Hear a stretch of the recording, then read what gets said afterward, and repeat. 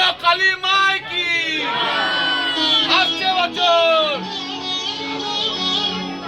নমস্কার, গোপালনগর যুবক সংঘের পক্ষ থেকে আগত সকল দর্শনার্থীদের জানাই শুভ দীপাবলির আন্তরিক প্রীতি ও শুভেচ্ছা।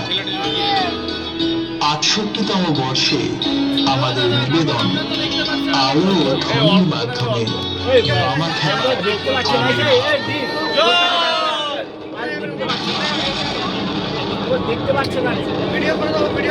দিনটা ছিল কৌশিকী অমাবস্যার নিশুতি রাত। তারাপীঠ মহাশ্মশানে পঞ্চকঙ্কালেশ্বরী মন্দিরে সাধক মামা খাবার সমাধিস্থলে হাড় অলৌকিক ঘটনা ঘটেছিল। কি ঘটেছিল সে রাতে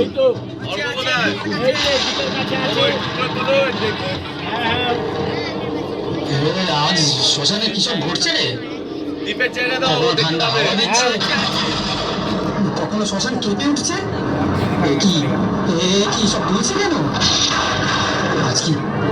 আজ কি সেই অবসর রাত নাকি, যে রাতে রক্তের মতো চাঁদ ওঠে? হ্যাঁ হ্যাঁ, ওই তো চাঁদ উঠেছে।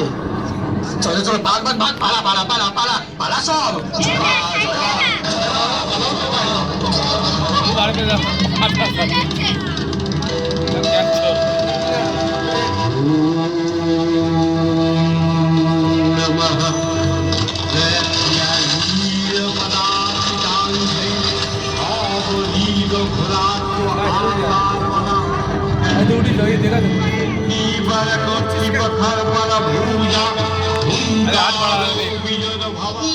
দেবী দেবী, তুমি জাগ্রত হও।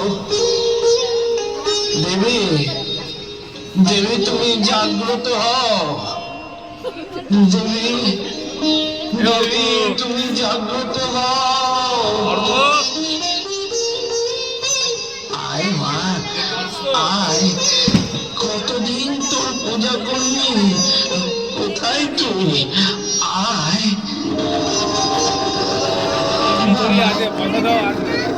অসময় তুই কেন আমায় ডাকছিস বাবা? মা, তুই এসেছিস মা? আয় মা আয়, জগতের আমার আর সহ্য হচ্ছে না রে মা, তাই আমি এসেছি তোর পুজো করবো বলে। তবে তাই হোক। এই দেখ আমার, আমি তো এসেছি। মা ঢুকা দিয়ে কালী মা ঢুকা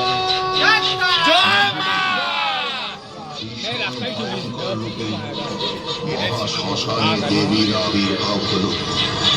শুরু হলো প্রলয়, বজ্রপাত এবং ভূমিকম্পে কেঁপে উঠল ধরিত্রী।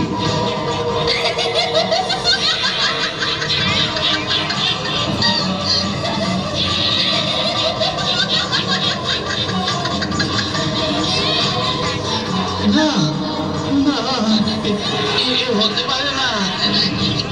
কে তুই? কি ভীষণ ভয়ঙ্কর রূপ! কে তুই?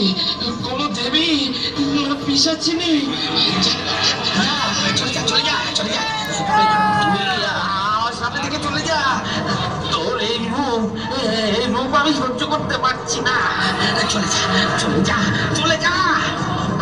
আমায় ডাকছিস, আবার তাড়িয়ে দিচ্ছিস? না রে মা, আমি যে তোর এই রূপ সহ্য করতে পারছি না রে মা। তুই আমায় চিন্ময়ী রূপে দেখা দে মা, তুই আমায় জগৎ জননী তারা আমার রূপে দেখা দে। ঠিক আছে বাবা, তবে তাই হোক। তথাস্তু।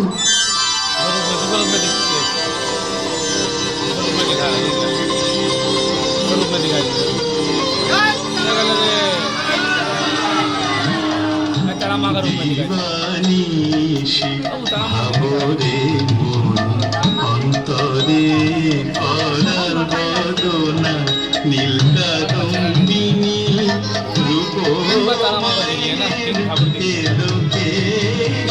দিগবসনা দিবানী